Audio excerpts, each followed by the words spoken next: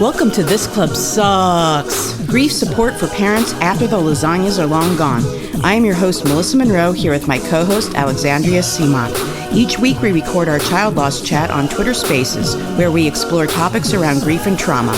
Whether you are a bereaved parent, want to support bereaved parents, or exploring other sources of grief, we'll be here holding space after the lasagnas are long gone. Oh, this club sucks.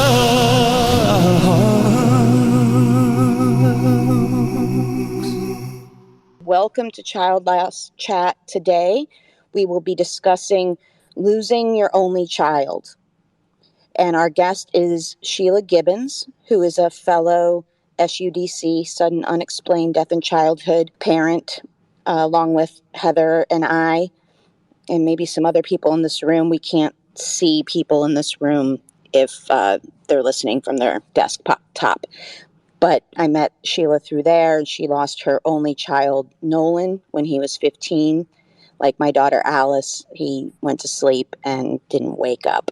So we're going to talk to her a little bit about the experience of losing your only child. And I know that there's other people in this space who have experienced that as well. And I look forward to holding space for you.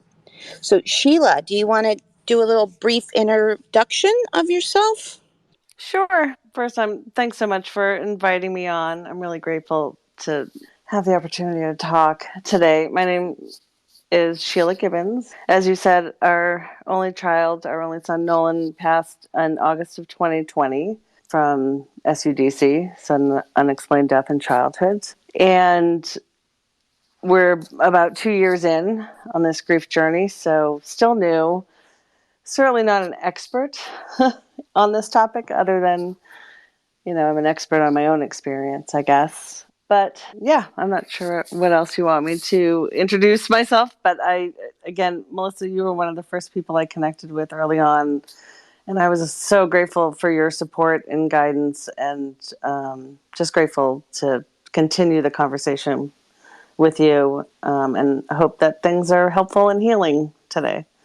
Oh, well, that's so nice to hear. I'm glad that you felt supported. It's so hard it's hard forever, let's face it. But it's really hard in the beginning, as I think everyone in this room knows. So I'm so pleased that you felt supported in the beginning, when it can just feel very isolating and like you don't even know where the floor is. Yeah, disorienting. Yes. Exactly. And especially, when we don't have this answer, right? We don't have an explanation. Nothing makes sense, right? Losing your child alone is something that doesn't make sense. But to not have a definitive reason why is even more disorienting. Although we do tell people when we have the SUDC classification, we do know what didn't happen, right? So we do know a lot. Yes, it's a diagnosis of exclusion. Right. Yeah, for those of you that aren't familiar with it, it's not SIDS, but SIDS is if they're younger than one. SUDC is if they're older. They don't know the causes of any of them. There's probably more than one cause, and the causes for SIDS may or may not be similar to the causes of SUDC. Right. So Sheila, I was wondering if you could tell us a little bit about what is it that you wish other people knew about losing your only child? And then I'm going to mute. I know when you and I first talked about, a few weeks ago about this topic and asked me to do this, I sat with it for a bit and I thought, I think this aspect of my grief is something that I hadn't really explored that much, because it's so scary and terrifying. And that, early on, as I met people who were also grieving or had lost a child, we'd always get the question, do you have any other children? Right. And when I would say no, you would hear sort of a terrified pause in people's voices, that they couldn't say the next thing they wanted to say, which was, you have to live for your children, or your other children need you. And it always struck me as something of, well, does that mean I don't have a purpose anymore, that now that I'm no longer physically parenting a child? I mean, I've talked to other parents who question, am I still a mother? And for me, I actually that question never entered my head. Yes, I'm still Nolan's mother. I will always be Nolan's mother. I still, want to be remembered on Mother's Day. But there is sort of an awkwardness for other people, I think, and what to do. So there's that aspect of it. Then there's the aspects of, who's going to take all my things, when I'm gone, what's going to happen to all my stuff, those things that you think you're going to pass down to your children. But let's face it, our kids don't want our stuff anyway. Nobody wants grandma's china, right? Take Word a lot. grandma's china. Oh, okay. I'll send it over. Thanks. But the scarier thing, which I've really started kind of picking at in the last couple of weeks, which I need to, so I'm grateful for the sort of the push to do it, is what happens as we age. There's me and my husband, and we don't have that sort of built-in, healthcare proxy. What happens as we get older, and we need to have decisions made, or if we're, unable to take care of ourselves, and that's sort of scary. And so it's sort of forcing me to think about, well, how do we plan for this? I mean, there are people who are childless by choice that face these issues. So we're being kind of thrust into having to deal with that. Excuse me. But those things are the terrifying things, like, not having him there holding my hand when I die, right? Yeah. An only child, that's a little bit different.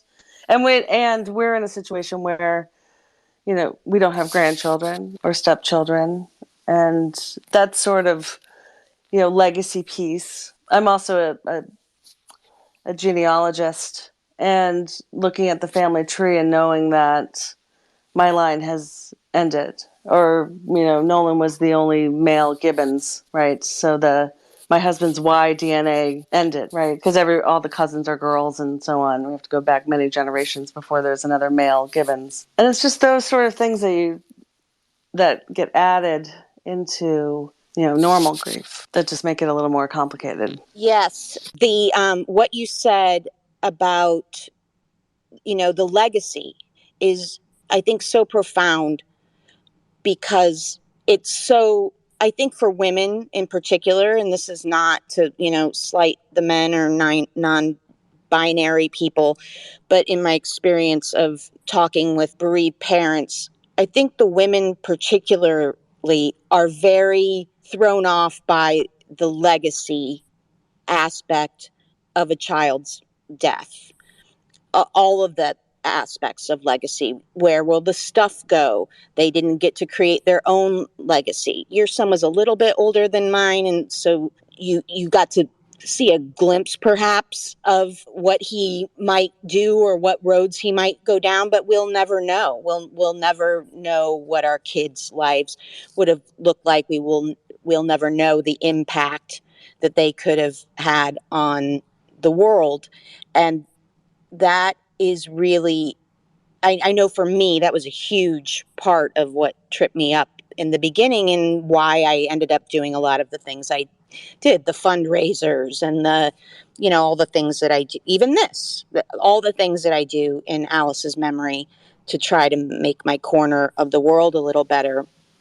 And I would imagine when it's your only child, that's just 1,000 times more intense. Actually, this is a good time if you could talk to us a little bit about some of the things that you've done to help his legacy, to create his legacy, and what you've done to sort of soothe those issues of legacy during your own grief path. Yeah, thanks. Thanks for asking that. So Nolan was a musician, singer, songwriter, a really prolific sort of, he was just sort of born understanding music in a way that most people seem not to. And he was constantly writing music, writing lyrics. It's just sort of what he did for fun, and was really passionate about it, and had sort of put in his 10,000 hours of work learning how to produce and record, and there wasn't an instrument he couldn't play. And he had been writing for a long time and was getting ready to sort of release his music to the world. And we had, encouraged him to delay doing that while he was younger, because he needed to, sort of grow up and let his outsides kind of catch up with his insides. And so he had a ton of music that he had written, had recorded some. He had just recorded his first single and was getting ready to release it. He was so excited. He had just turned 15, and he was like, that's it. I'm going to put my music out into the world, and had set his first song to go live on September 2nd of 2020. And then he passed 2 weeks before. So he missed the first, he missed it. He missed his first song going live. And so there were 2 songs that he had completely finished. And my husband and I agreed to continue putting his music out there. And so over the last 2 years, we've sort of gone through his laptop, looked through his phone, tried to find anything that he had done, and debated, do we put these things out unfinished? Do we try to see if somebody else can help us finish them?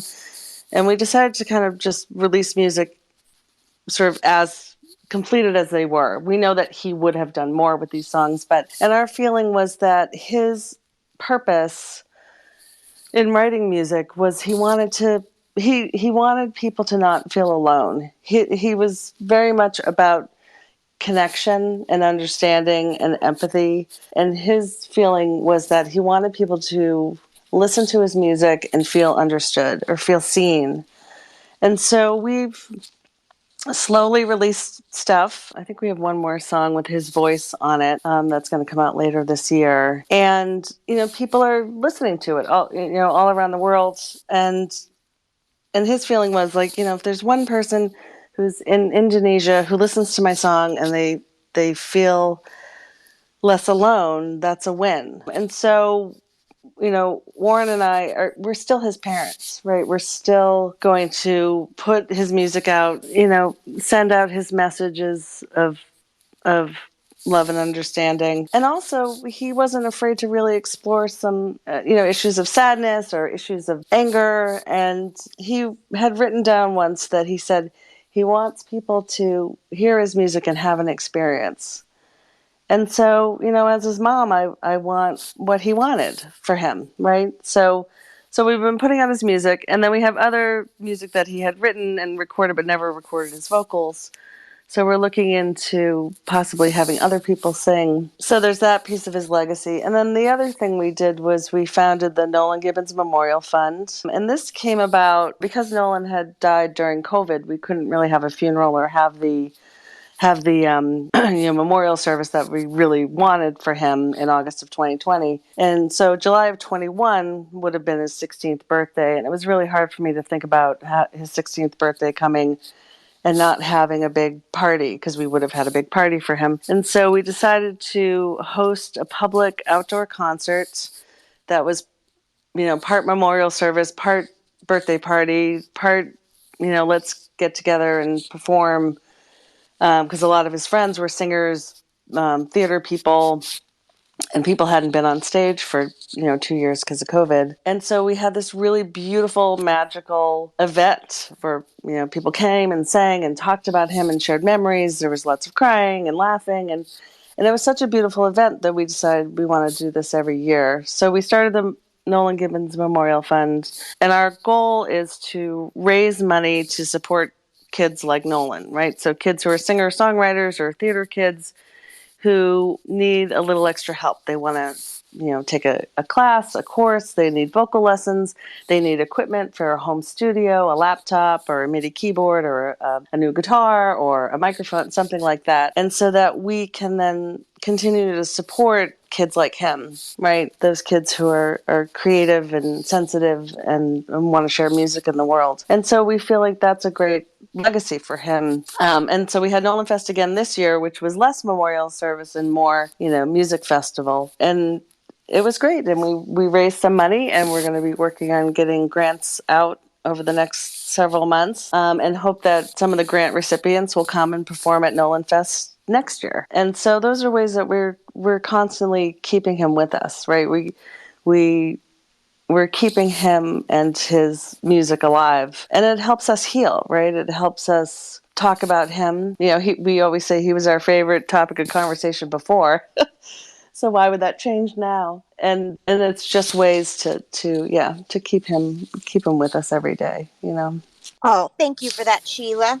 One of our listeners who lost his wife and son in an accident many years ago has a question. I see that Sheila is married. I'm curious how her husband is handling and dealing with the loss of a child. I've attended many of these spaces and rarely see any men present talking. I'm just curious how men handle the loss of a child and if they handle it differently than their wives, girlfriends, significant others. And I wonder if you have anything to say about that. I have a lot to say about that. Thanks so much for that question. And I don't know if Warren's on. I know he was going to try to pop on the call. He's down there. I don't know if he wants to speak to this, but I'll talk a little bit, and then if Warren requests to speak. But fortunately, Warren and I grieve in similar ways, and he's very involved in a dad support group with a group called Helping Parents Heal. There's a subgroup within that called Helping Fathers Heal, because of exactly what you just said, that there's so few dads. Even all support groups that we've gone to, it's 80%, if not more, moms, and that dads do grieve differently, and they need each other. They really, dads really need each other. They need to have a space, I think, without their wives there to grieve and say the things they want to say and give support in ways that's really beautiful. We just attended the Helping Parents Heal conference that was in Arizona in August. And I have to say, one of my favorite things about this conference, where there were 900 parents who'd lost children, but one of my favorite thing was watching the men together, this beautiful bonding. They're so loving and kind, and they're all at the bar and supporting each other, and then they're laughing, and then they're crying. And it really sort of fills my heart that they do this. And it's so, so, so needed. And again, I think Warren's on. I don't know if he wanted to say anything. Yes, Warren. Welcome. Can you hear me? Hi, honey. Hi. We just threw you to the wolves. I know. Sorry, I didn't give you a heads up, hon. Okay. Yes, if you could provide a little color for our male listener who was wondering how you might grieve and handle it differently than your wife. Okay.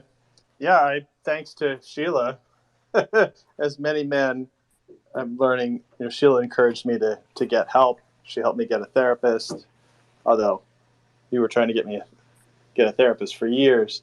But Sheila found the dad's group, and it's just a unique place. Like, I guess, men and women, we're different, stating the obvious. So why would we grieve the same? And of course, there are a lot of similarities, but like our founder, Mike Edwards, who created the group, he was noticing, going to other groups, noticing how few men were in the groups, and it was mostly women, and that the men who were in those groups he didn't feel as comfortable sharing. And hence this group was created, and it's just dads. And it's amazing how, the whole rainbow of humanity is there. The only filter that's brought us there is that we've lost a child. So any kind of politics or religion or worldview pick a flavor, it's there. And yet I was just talking to another dad today, there's no othering, there's no judgment. There's just unconditional love, because what the place is for grief support. So we swear plenty. The people who swear, I could be a potty mouth, so when the time is right. And then and there are dads who don't, and that's fine too. Lots of stories. Oftentimes, we have dad jokes at the end of the call, and there's just a lot of room for anybody to be lost and confused and scared, and to actually say those things out loud. I think that's what's very unique, because the way we've met each other is, I say we met in a foxhole at the gates of Mordor, so the way we get to know each other is just so vulnerable. I don't know. Sheila has heard me talk about it a lot. I don't know if I'm explaining it right, honey. No, that's really helpful, and You're doing great. that's really helpful. And Mr. JB, if you have further questions, you feel free to request the mic, and you can ask them or shoot a note in the chat, and we'll ask for you. In the meantime, our listener Steve, hi Steve, has a question and something to add. Hello, how's everyone doing today?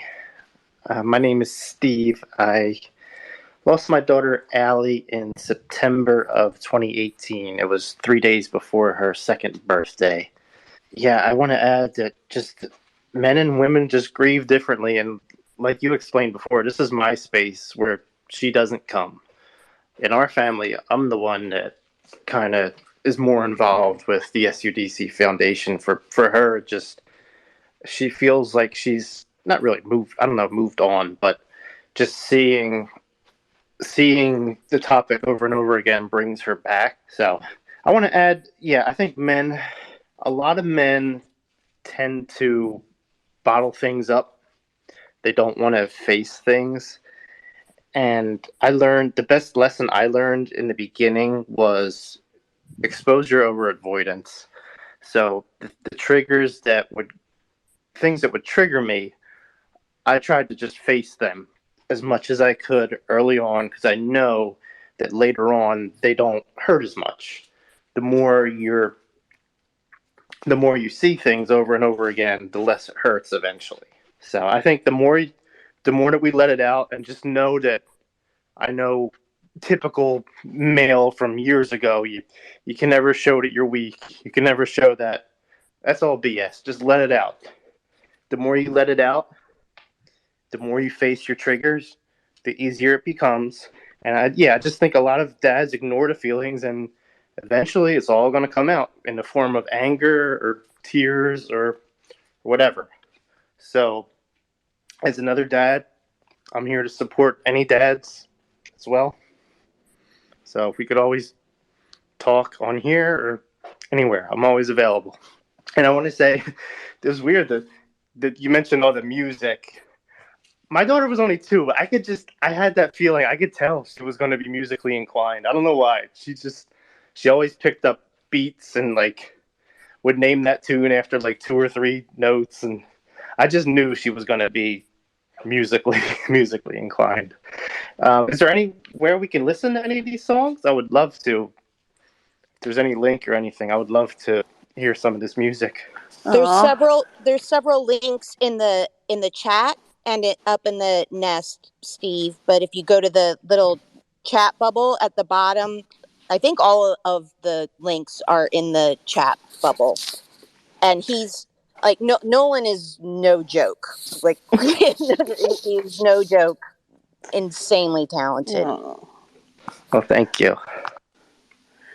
Thanks for sharing his music, Melissa. It's really important. And when you say you knew, Steve, that she was musical at 2, that's not crazy at all. We knew Nolan early on. Music just came out of this kid. He was singing, he was dancing, and would hit drums on the beat. And he actually was not just a singer, but he was also a beatboxer for Acapop kids. And so all those things were definitely there early. We knew early on that he was a musical kid for sure. So it's not crazy to think that she was showing that at 2. And then the other thing I wanted to say was when you talk about letting out feelings, it's one thing Warren and I both early on.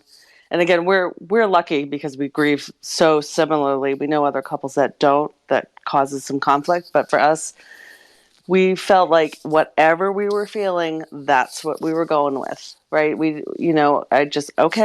a day that I'm going to cry or scream today. Or other days where I'm like, all right, I feel like I can function. I'm going to go with that. But we never tried to limit each other's feelings, or try to shut the other one down if they were expressing something. And it's so I believe, at least for me, I guess I can only speak for my own experience. It's so important to try to get grief if it wants to come out of the body, it's got to come out. It's going to come out. And so to do it in the moment, for me, I think is essential to trying to heal as best we can with this. I just wanted to add that. Thank you so much, Sheila, for adding that. I just wanted to add to what Steve said. I was definitely a dive right in kind of person. I'm a healthcare provider, so part of it was that I intellectually knew, and there was very little I intellectually knew. Those of you who know my story know that I had moments where I was standing in the hallway not knowing why I was in the hallway, only to leave the hallway and remember, oh, I had to go to the bathroom. I mean, I forgot I had to go to the bathroom on my way to the bathroom. So intellectually, I was not all there by any stretch of the imagination, but I did know intellectually that it's better to deal with it sooner than later. But I also, it just felt so overpowering for me that I knew, like I knew in my guts. It became so crystal clear to me that trying to freeze it out or go around it or go under it or ignore it was just going to make it a billion times worse. And by the way, this is no indictment on people who have utilized those tools in their grief journey. There's no judgment.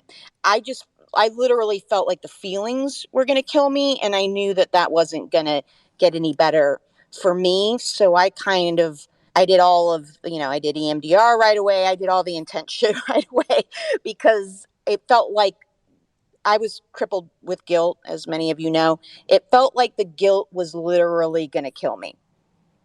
And so I, in that way, I kind of was more like Steve was describing. But yeah, so, and I also wanted to address a point we keep saying that men and women grieve differently. Absolutely. And let's not forget, every individual human being grieves different deaths differently. And every individual human being grieves a death differently at any given time. So if an individual is grieving different deaths differently and grieving a certain death differently every 5 minutes, expecting two people or more people to grieve the same way for eternity is just ridiculous. It can't happen. That said, in the moment, if you're trying to live with this person, it can be really difficult if you're really grieving much, much differently. And then that requires a lot of attention and talking and figuring out how you're going to handle it, because most of us don't have really a lot of control on how the grief process is taking place in the beginning. I mean, do you agree? It's happening or it's not happening. It's very instinctual in the beginning. As you go through the years and you have talks and maybe you go to therapy and you meet other bereaved parents, maybe some executive functioning starts taking place and some plans about your grief process start to develop. But in the beginning, it's just raw. And so, yes, men and women grieve differently, but we all, even individually, grieve different deaths differently and grieve the same death differently every 5 minutes. So, yes, that's just a long way of saying that. Mr. JB, did you have any other questions for the fellas? I don't actually have questions, but being in the space with Stephen and Warren is a very new thing for me. I'm going to make this proposal to the two of them. If they have the time and the mindset to get together with me, and we host a space periodically for men who are trying to deal with this loss. Not exclusively for the men. It can include the wives, the spouses, significant others as well. But I had to deal with my grief. I was extremely angry, mad at the world. I had to find a way to channel that anger And I don't speak about this because I hate crying in public and private. And I don't know why today it's uncontrollable. But I had to find a way to not hurt myself, not hurt anybody else, because I was angry. I was mad at the world for losing the two people who meant the most to me. I had to deal with guilt, lots of guilt. I had to deal with even the guilt of missing my wife more than my son. That's something people don't talk about a lot if you lose two people at the same time. So I'm just posing this question that these two gentlemen could think about at some point in the future. We start hosting spaces for men who might need a place to do what the ladies seem to be able to do so easily. So I would love that. I mean, I can't guarantee, just like this one, I can't guarantee I'm here every week, but when I can make it, I'll be there. And likewise, anything I can do to help, I'm happy to. Oh my God, I love this. You guys can connect through by following each other. This is maybe my favorite thing that's ever happened on the show, and I'm about to cry.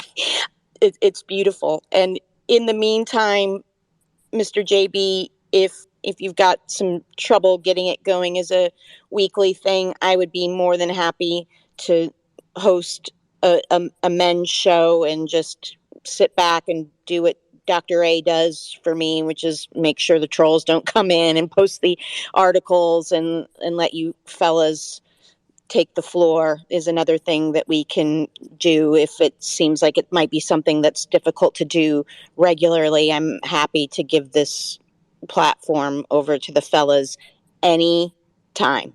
Just let me know whatever I can do to help. I think it's really, really important. There's less resources with men, and Rachel does a sex abuse chat on Tuesdays, and even in that aspect of mental health, men are less likely to even admit it to themselves, much less seek help, much less do it publicly, much less go to a group. And so anything that I can do to be a part of making that happen more often, I'm here for it. Does anyone have a question or a comment for Sheila about losing an only child? Or I know there are a couple people in here that have lost only children. If not, I definitely have another question, which is, what did you and or Warren use as your motivation to get up, go to work? Just what was your motivation? I know for me, my main motivation was my surviving daughter, and so I'm not sure. Now, Sheila and I have talked about this. I was sure before I ever lost children. I was sure even before I had children that if I lost a child, I would die. And then I had children, and I was convinced that if I lost a child, I would die. And then I lost a child, and I am here, and I didn't die. But I know for me, one of my main motivations was my surviving daughter. And I just wonder what my motivation might have been if I didn't have her. And I know that Sheila and Lupe and Mr. JB all could speak to this, but Sheila, if you could get that conversation started. The two points that I want to make about this particular topic. One is the easier answer, and is that first of all, I completely agree with you. I always thought, like, if something happened to Nolan, I would absolutely die. There's no question that I would absolutely die. And that, the day that this happened and our family was here, my sister went to my medicine cabinet and cleaned out everything. And I told her, I'm like, there are drugs in my cabinet that need to not be in the house because I don't trust myself to end my life, right? That pain of just wanting to join them is so strong in the beginning. And that the other was that I knew how wrecked I was, that I would never do anything. I wouldn't for Warren, my husband, right? So it's just the two of us now. And being in a space where I would just not, to get up and go on for him and for us and for Nolan, right? And to still, like I said before, I'm still his mother. There's still a legacy that he still has a voice that needs to be heard and told. But the other piece, I had connected with another mom who had lost a son, and we didn't really know each other. We were just sort of chatting, and she asked me the question, "Do you have any other children?" And I said no, and she didn't have that awkward pause. What she said to me, and she's, I think, if I recall, much further down, 15 years or so since she lost her oldest son. She said, "Sheila, people will tell you to live for your other children or live for your spouse or your friends or your siblings." But she said, "Your life has value." And she said it in such a way that just, it didn't occur to me. And it was one of the kindest, most loving things someone had said, a total stranger, really, that she's like, "You may not know why yet." She's like, "But you have value for yourself, that my life has value for me." And I've worked on trying to live up to that. I'm working towards it. I don't know if I'm 100% there, but I felt like it was such an important thing to say to those of us who are grieving and we want to join our children and not be here another moment, that, we each have our own value just because we're here, just because we're us, ourselves, right? Yeah, I think those are the two things I wanted to mention. That's beautiful and so insightful. Yeah, it's that's one of those electric shock moments, I would Yes. imagine, where you're like, "Whoa, Yes. you're right." Woe is the Yeah, right word. yeah. It Wow. was more like oof. I have to. Oof. Damn it. Right. I guess Damn I it. gotta pull it Damn it. together. And don't get me wrong, there were many, many times early on where I'm like, how can I get out of this without completely destroying the people who love me? How can I end my misery, my suffering quickly and painlessly without completely destroying the people who love me? And the answer was, I can't. It can't be Nope. done. Cannot be done. Yeah. And, there'd be moments early on. I don't know if you did this, Melissa, with your other daughter, but I mean, Warren and I would, check on each other to make sure we're breathing, right? Are you still breathing? Are you still alive? Like things like the PTSD of like constantly checking on my cats to make sure they haven't died in the middle of the night, all that sort of panic. And so for that, it's just, we can't exit the scene, right? We just can't. There's too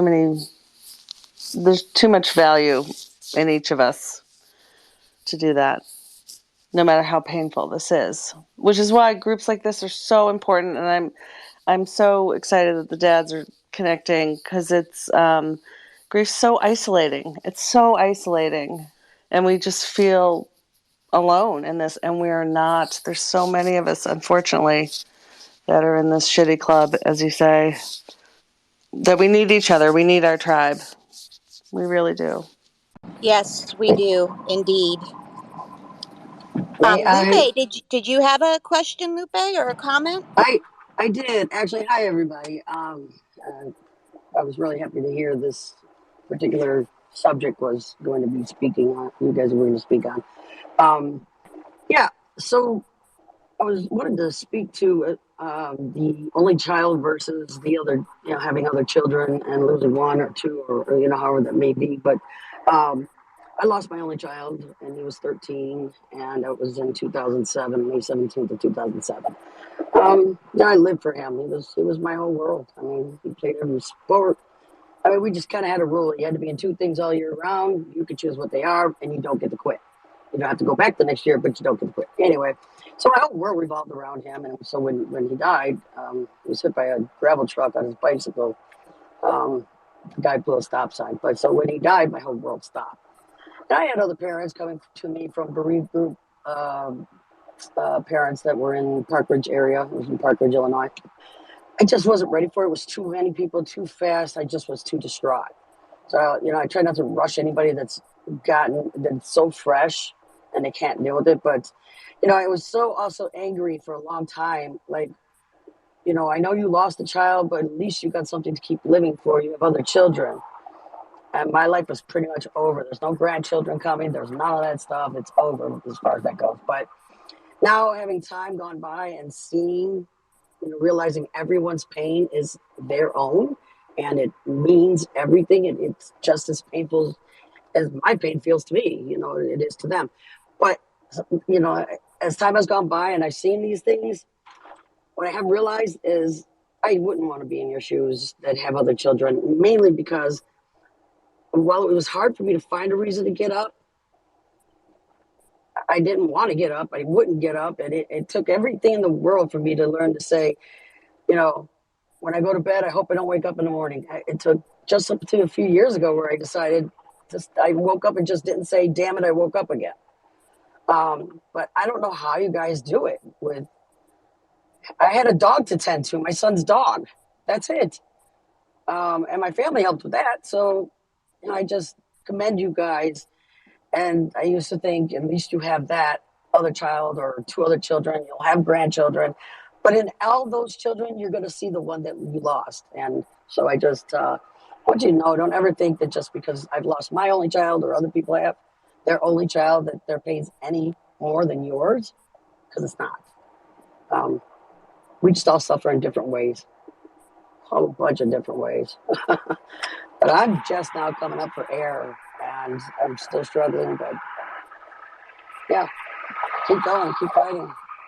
One had said that our lives, they do matter. Our very own reasons for being here. Our own, we had dreams and things before we had children.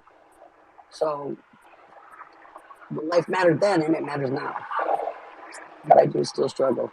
But thank you guys, and I do have a doctor appointment I'm going to. So I followed everybody in the room, and I hope to talk more with you all soon.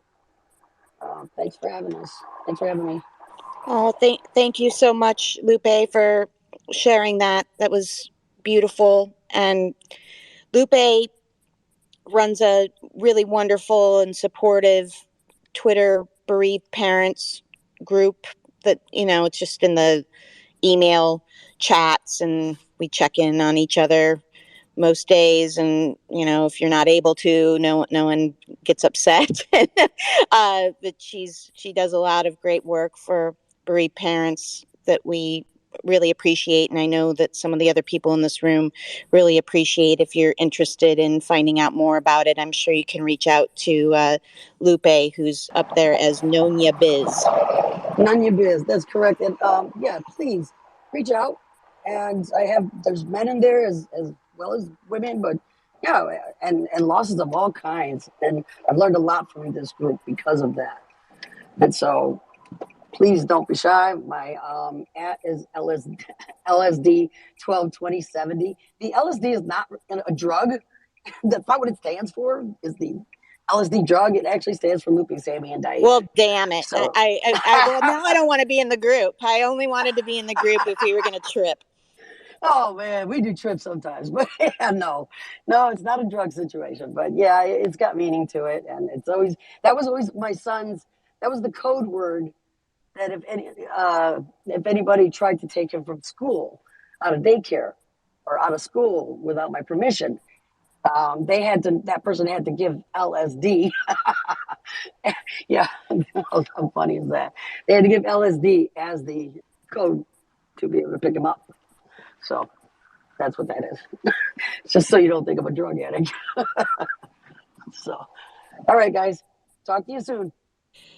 Thank you so much, Lupe. Steve has a question, and then I think Tatyun. I don't know if I'm saying that correctly, and hopefully you will correct me on the correct pronunciation. But Steve, you go first. Thank you for that story. And Sheila, I can't tell me how many chests I've just watched go up and down, up and down, up and down all day long. I'm like, are they still breathing? Okay, good. So I can kind of relate to you guys, and I kind of can't. I'm 50-50. When my daughter passed away, she was our only child. but we did eventually have 2 more sons after that. So I remember when Allie passed away, it might have been an hour into it, 20 minutes. My wife, we looked at each other. We're like, we're never doing this again. No more kids. And it was like a mutual agreed and done. And later on, I guess we changed our minds, obviously, later on. But so part of the struggle with her is that we were in all these grieving groups and this and that, and we were just talking about grief and bereavement. And she was like, I'm more than just Allie's mom, and I'm struggling to find what my purpose is. Like, I don't want to be just, there's more to me than just Allie's mom. And we were like trying to find our own purpose, and I think that's important too. But eventually what we did is I took up woodworking. I've never picked up a saw in my life. And all of a sudden, here I am today. I'm building furniture and stuff.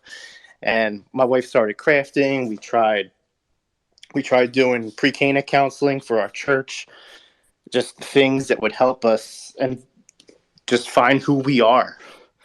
Because we weren't parents. We went from being parents to we're not parents in the blink of an eye, and we just didn't know what to do anymore. Our whole lives at that point were just waking up, following Allie around.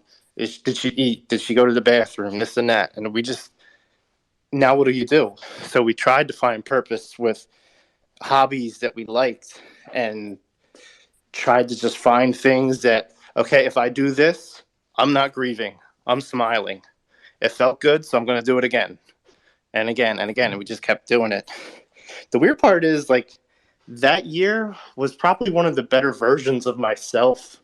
I feel like I was just a better human, more compassionate, and so forth. But then, yeah, we eventually changed our mind about the children. We have 2 young boys now. One's 2 years old and one's about 15 months. Irish twins. Nice. We went from we're never doing this again to let's try to get 100 more kids before we possibly can. I love it. Well, thank you for sharing that, Steve. We have a new person in here. Tatyun, am I pronouncing that right? I'm probably butchering your name. I apologize. Oh, no. Can you hear me? I can. Oh, hi. My name is Tatyun. And thank you. Today is a really hard day for me, and I am crawling in my skin, and I was watering the plants, laundry, this and that, and I grabbed my phone to see what's going on in this planet to distract myself from my grief, and I saw this space, and I just wanted to say thank you. I didn't even know there is such space that people who lost their only child, they can talk to each other, and or at least I can. I'm so sorry. It's just it was like a miracle to see this group, and it's just sad because I didn't know what to do. As I'm sure most of you know how it feels those days. I mean, every day. I just wanted to say thank you. Oh, I'm so happy that you found. I'm sorry that you needed to find us, but I'm happy that you found us. This chat is not always on this exact topic, but it is always on child loss, and we're here every Thursday at this time, and we welcome you back anytime, and I'm we so welcome glad. you into our community. I don't know, should I talk about introduce myself? I'm sorry about my accent and constant crying. I lost my son 2 years, 9 months, and 18 days ago. It was right when the COVID hit, and it was exactly 2 months after my divorce was final. So I went through the whole grieving all alone, and my parents were back home. My siblings in Canada. And a few months after that, I lost my dad. So it's really difficult, especially because this country is my home. I moved here in 80s. I was very young. But I'm an immigrant. I feel very lonely because there's so much cultural issues that I have with my own culture. And after losing Ali, he wasn't just my only child, he was my life. Because my marriage was arranged, very old school, traditional. I was only 17, and I had him very young. He was like the foundation that the house is built on. Even though he first was diagnosed as autistic, but I didn't know what autism means. It was so many years ago. It was 32, 33 years. It was like fighting every day to overcome all the obstacles. They said he won't talk. He did talk 2 languages, English and Farsi. They said he won't be able to drive. I devoted my whole being in worshiping him, and just because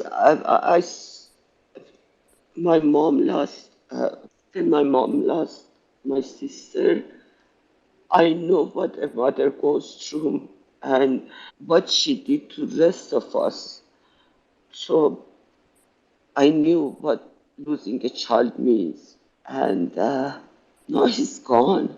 And I don't know what to say. Thank you. Thank you for letting me speak. Of And the course. guys, and I was listening to the guys.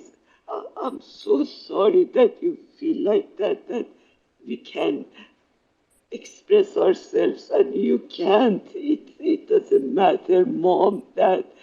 Parents are parents, they are children. Don't feel just because you're a man is different. It's not. Love is love. I'm so glad I found you guys. Thank you. I'm glad that you found us also, Tatyun, and I'm happy we could be here for you today. Thank you for sharing. It means a lot to me that you felt comfortable to share. And we're here most Thursdays. Every once in a while, we don't meet on a Thursday, but we're here most weeks. It's a little bit after the hour now, and so we're going to wrap this up. I just want to thank Sheila and Warren both for being here. It was wonderful to have the man's perspective, and thank you to all the speakers today. It was just a really amazing conversation, and I'm glad that the fellas found each other, and I'm glad that we were here for Tatyun and some of the rest of you that didn't know about this, and thank you for sharing. Lupe, everyone, thank you for being here. Sheila, did you have any last words before we sign off?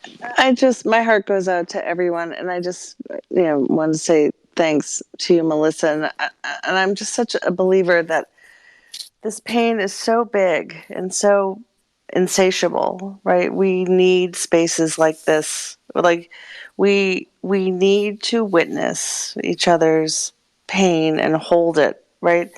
What David Kessler says in Finding Meaning, right? That it's essential that we connect on this sort of, soul to soul level, in this thing that we all unfortunately have in common. And I'm just grateful that you're doing this, because I know it's so healing for me, for people here. I know it's healing for you as well, Melissa. And just thanks for having this. I'm grateful. Oh, I'm grateful to you also. Thank you, everyone, for being here. I appreciate it. And thank you, Sheila and Warren, for guesting. I appreciate it. Big love to all of you, and we'll see you next week. Thank you for joining us today. For more information on the show or my other work, you can check out thisclubsucks.com or melissamariemonroe.com, or you can find me on Twitter at MMeaning. May you experience some gentleness on your path today.